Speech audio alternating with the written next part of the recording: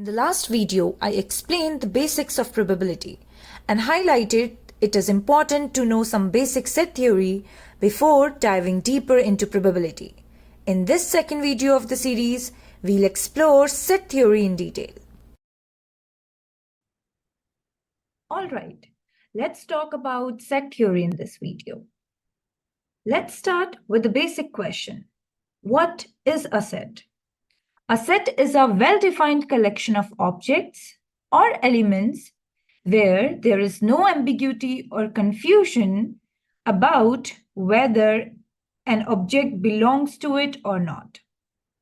Basically, it is a well-defined collection of objects where there is no confusion regarding the inclusion or exclusion of the object. For instance, if I ask you to list the top 10 best actors, do you think is that a set? The answer is vague because the description is subject to personal opinion and different people may produce different lists based on this description. Some of you might focus on US TV shows or movies, while others might prefer actors from their own countries, films or TV series. The answers would vary. Additionally, should we include brilliant actors who are no longer alive? The information provided is not clear. Therefore, it is not a set. Let's talk about the example, where you are asked to list the episodes in season 1 of the TV show The Big Bang Theory. It is a set. The set of integers, the set of natural numbers. So, a set is basically a well-defined collection of objects. A set is typically denoted using a capital letter from the alphabet. For instance, if you have a set A defined as the set of even numbers between 1 and 10, then A would be equals to 2, 4, 6, 8, and 10. And A is clearly a set. Now let's discuss the objects within the set. The objects within the set over here, which is 2, 4, 6, 8, and 10, are called the elements of the set A. Let's say you have a set X is equals to A and B. A and B are the elements of the set X because they belong to the set X and there is no confusion about it. Mathematicians, being the clever bunch they are, they have defined symbols for everything because they are too lazy to write it all out every time. So whenever you see this symbol, it means belongs to. And whenever you see this symbol, it means does not belong to. So when we say X is equals to A comma B is a set, here A belongs to X and B belongs to X.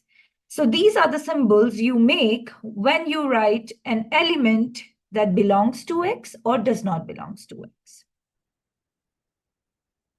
Let's consider another example where A is defined as all elements where the square of each element equals 16. Another way to write it would be just replacing the semicolon, the colon sign, by pipe operator.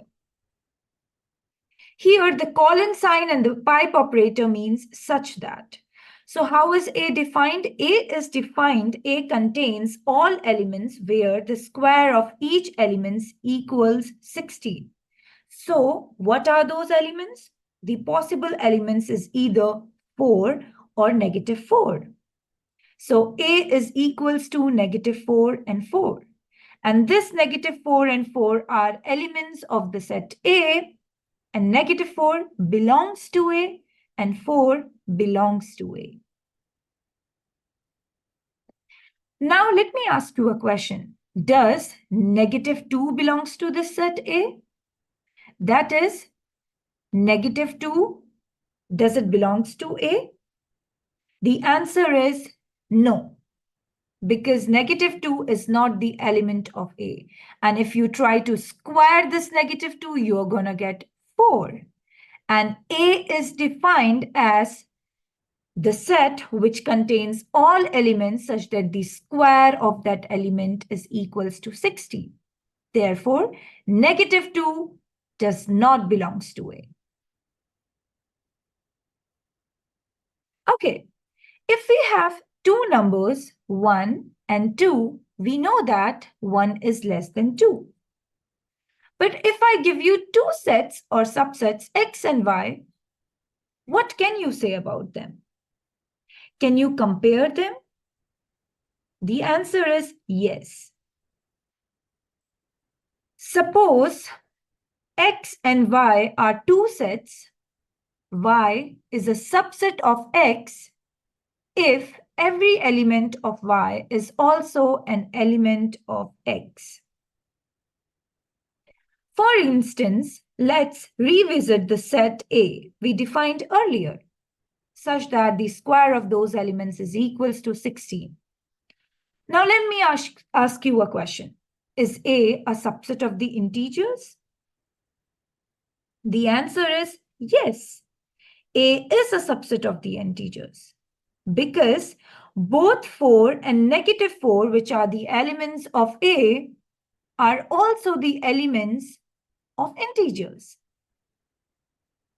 Now, if I ask you a question, is the set A a subset of the natural numbers? The answer is no, because natural numbers do not include -4. Therefore, the elements of A are not the elements of natural numbers. -4 does not belong to natural number. Therefore, A is not a subset of the natural numbers. Now, mathematicians have a symbol for everything. If you see this symbol, it represents subset. And if you see this symbol, it means not a subset. So when we say that A is a subset of integers, this is how we write it. A is, another way to say this would be A is contained in Z. Z is how we represent integers in mathematics. A is not a subset of natural numbers, or A is not contained in natural numbers. N is how we represent natural numbers. Let's look at another example. Let X is equals to 2, 3, 4, 5. And Y is equals to 1, 2, 3, 4, 5, 6, 7, 8, 9, and 10. X and Y are two sets. And X is a subset of Y because all elements of X are also element of Y. Clearly 2, 3, 4, 5, which are elements of X, are also in Y. Note that X is a subset of itself because all the elements of X are also elements of itself. Therefore, X is a subset of itself. But X is not a proper subset of itself. Now, what is proper subset? So we say that Y, if we have two sets X and Y is a proper subset of X if all elements of Y are in X, but X contains at least one element that is not in Y. Now, it's important to note that a set is considered a subset of itself because it satisfies the definition of subset, that every element of that set is in itself. But it is indeed a subset of itself, but not a proper subset of itself because it contains exactly the same number of elements all the time. In set theory, we have two important concepts, the universal set and the empty set. What is a universal set? A universal set is a set that contains all objects, including itself. It is often denoted as omega or S. The universal set is considered a superset of all other sets. The universal set is the set containing everything under consideration. Sometimes it's implicit, sometimes explicitly stated. The content depends on the context. For instance, if we have a set A, then A is a subset of universal set. So this universal set is a superset.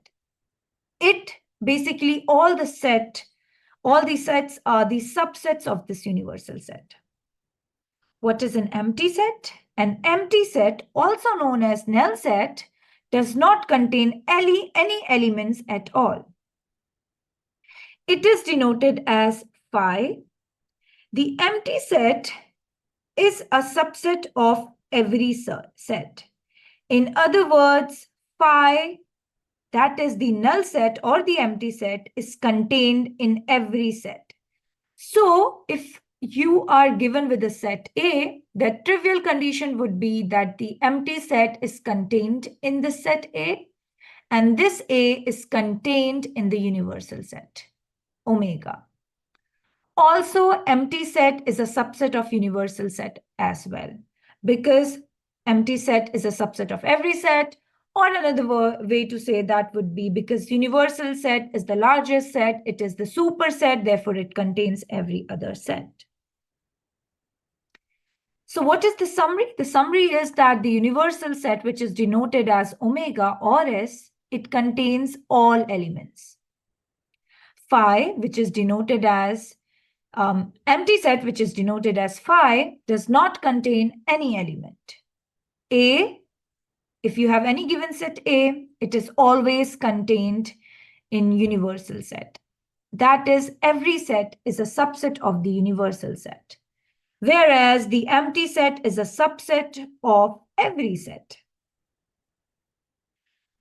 Every set is a subset of itself because every element of, if you have any given set A, then every element of A is indeed in A.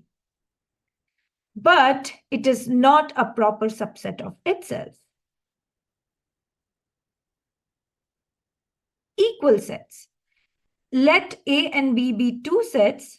We say that A and B are equal if A is a subset of B and B is a subset of A.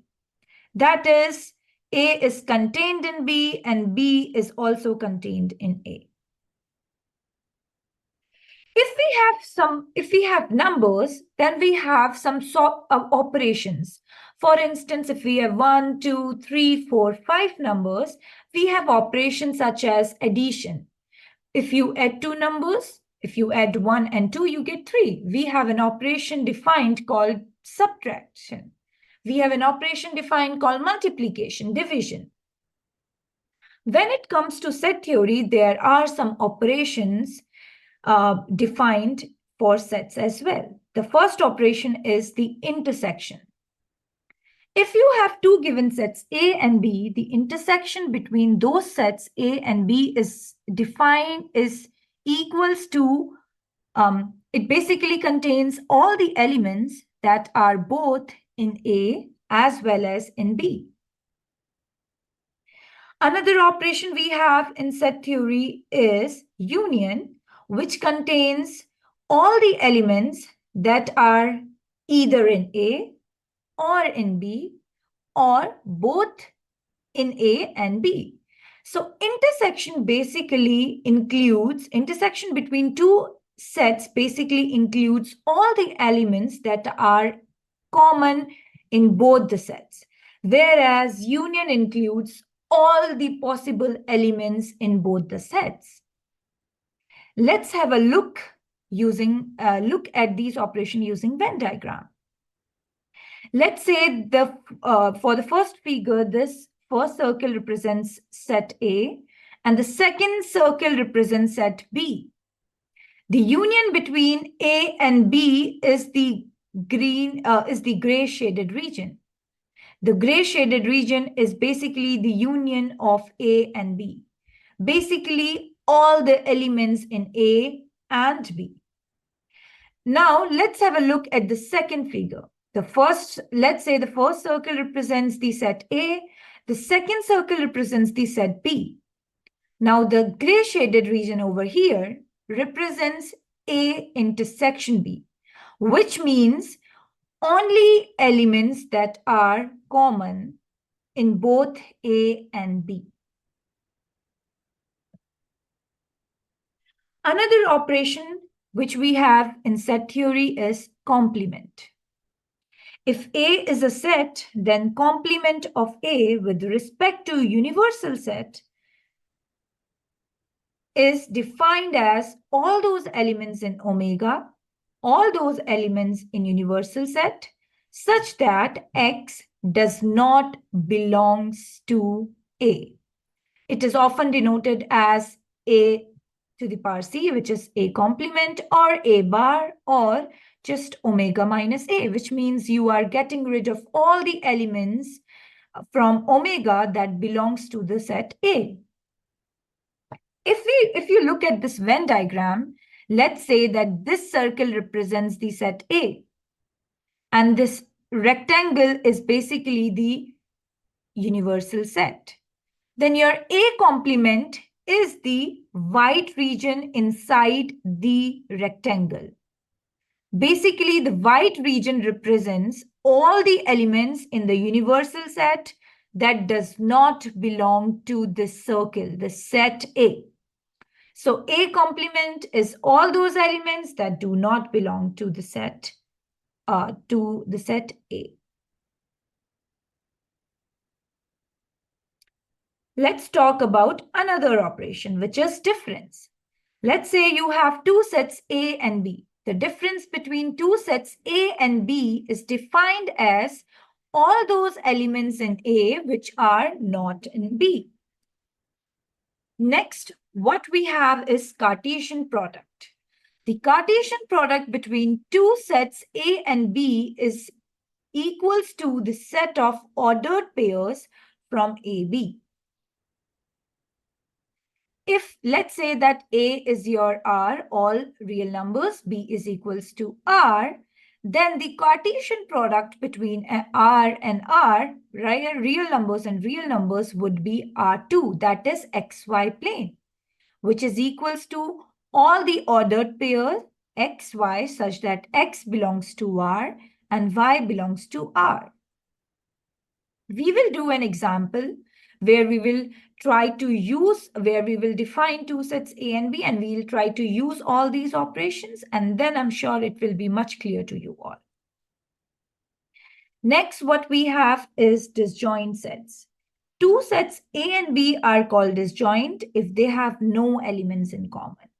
That is, the intersection between A and B is equals to empty. Basically, if they do not have any elements in common. Let's look at this example.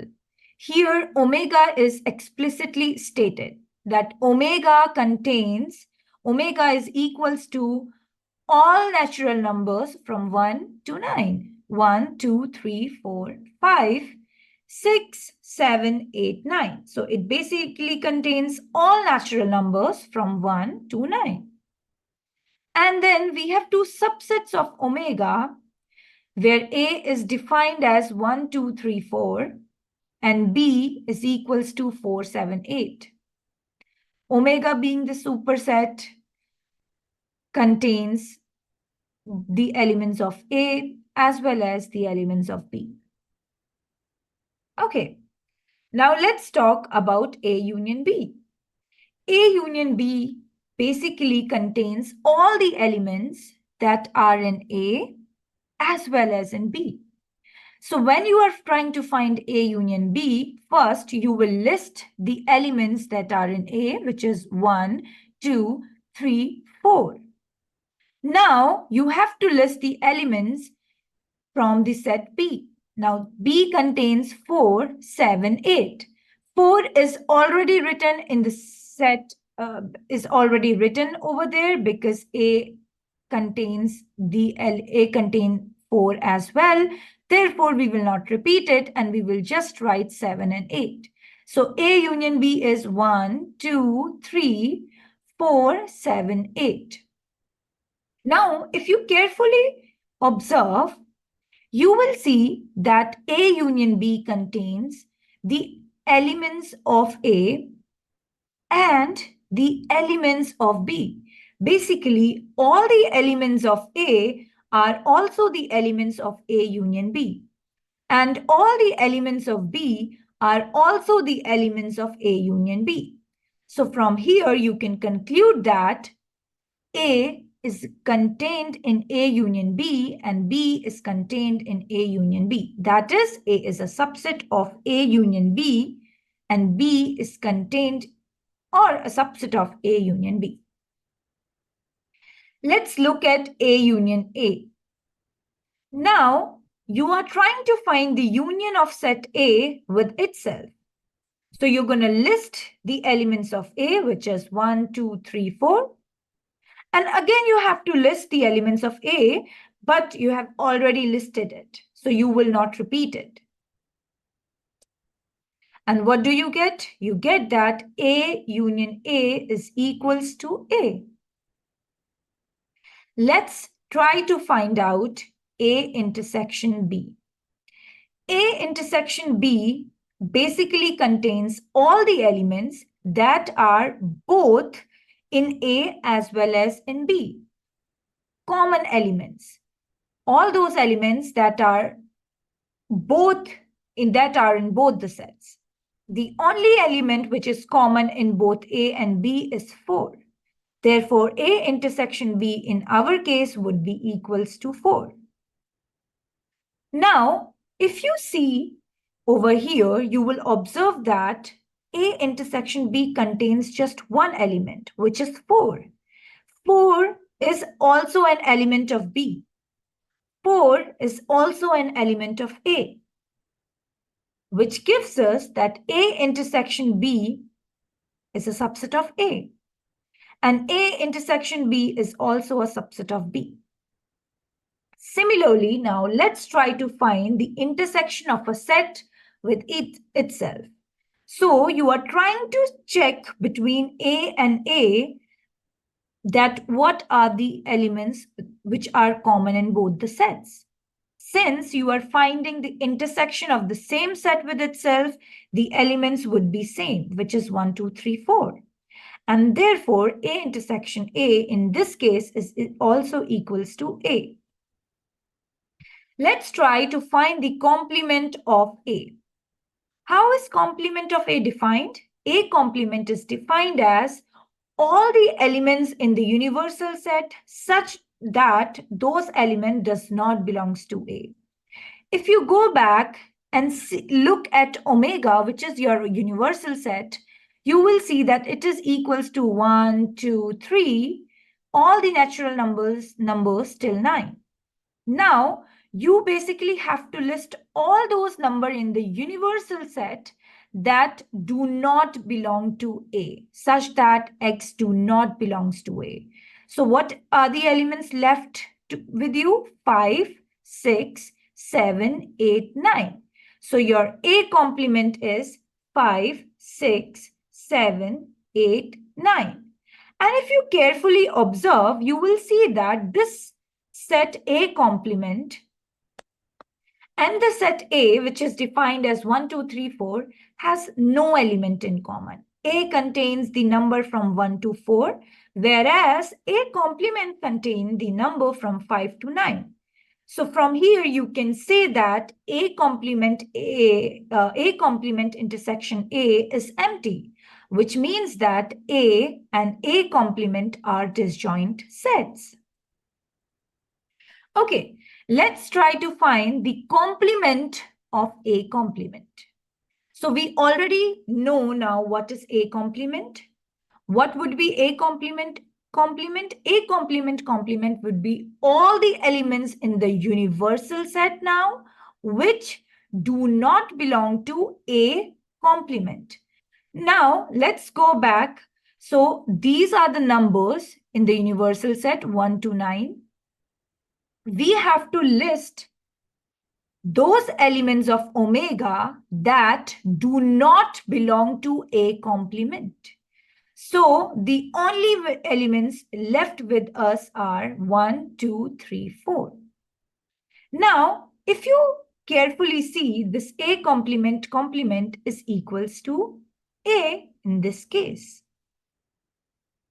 Let's go ahead and find the difference between A and B. Difference between A and B. A minus B is basically all elements in A that are such that X does not belongs to B. Now, A contains element 1, 2, 3, 4. B contains element 4, 7, 8. The elements in A that are not in B is 1, 2, 3. 4 is the element which is in A as well as in B. So we will get rid of 4 and the elements left with us would be just 1, 2, 3. And what do we get from here? We get that 1, 2, 3, which are also the elements of the set A. From here, we can say that A minus B, which is the difference between A and B, is a subset of A. Let's see the Cartesian product between A and B. Now, what is the Cartesian product between A and B? The Cartesian product between A and B is basically the ordered pairs from the set A and B. What does it mean? Now, since we are finding A cross B, the first element would be always of the set, will always come from the set A. So now, let's start with the first element. So the first element would always be from the set A and the second element would always be from the set B. Now, let's go back and look at the elements of A and B. So when you are trying to find the Cartesian product, you will take the first element of A and write its ordered pair with all the elements of B. So pick an element 1. Now write it ordered pair with the element of B. So the first one would be 1, 4. Second would be 1, 7. Third would be 1, 8. Now, pick the second elements and write it ordered pair with all the elements of B. So you will have 2, 4, 2, 7, 2, 8. So now we are done with this element 2 as well. Now you pick 3 as your first element and write it ordered pair with 4, 7, and 8. And then you pick the last element 4 and write it ordered pair with 4, 7, 8. So if you do that, you get the Cartesian product. So first, you write you pick an element from the set A, which is 1. You write its ordered pair with all the elements of B, which is 4, 7, 8. You pick the second element, write its ordered pair with all the elements of B. Pick the third element, pick the fourth element, so on and so forth. And this is the Cartesian product between A and B. Okay, now it's a practice question that you should try at home. Try to find out B union A. We have already found A union B. Try finding B union A, B union B. We found A intersection B. Try finding B intersection A. B intersection B, complement of the set B, complement of B, B minus A. And here we found A cross B, that is the Cartesian product of A and B. Now you try to find the Cartesian product between B and A. So when you will write the elements of B cross A, your first element would come from the set B and your second element would come from the set A. So now in this case, B, which has element 4, 7, 8. So you will first pick the element from the set B, which is 4, and write it's ordered with all the elements of set A. So it would be 4, 1, 4, 2, 4, 3, 4, 4. Done. Now pick the second element from the set B, which would be 7. Write its ordered pair with all the elements of A. And then you repeat the procedure with the third element of B. Remember, when you have B cross A, the first element in the ordered pair has to be from B. And the second element has to be from the second set, which in our case is A now. Okay, and then try finding B cross B and then find A cross A. B cross B is basically the Cartesian product of the set B with itself. So you will write the ordered pair of 4, 7, 8 with 4, 7, 8. So you'll pick the element from B, which is 4, write it ordered pair with 4, 7, 8. Then you pick the second element from B, which is 7, write it ordered with all the elements of B itself, which is 7, 4, 7, 7, 7, 8. And then you do the same with the third element. Similarly, you will find the Cartesian product of A with itself, A cross A. Okay. Now, after you find B union A, B intersection A, try to check if A union B is equals to B union A. If it is, which means that union is commutative.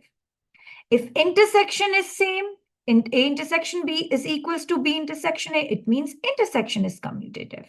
Now, in this particular example, we saw that A union A is equals to A. Now, whenever we try to, this is the property of idempotency. Whenever you operate a set with itself and you get the same set, you say that it follows the property of idempotency. Idempotent law of intersection. We saw that A intersection A is equals to A. Now, try finding all these things and see if A union B is actually equals to B union A intersection B is equals to B intersection A or not.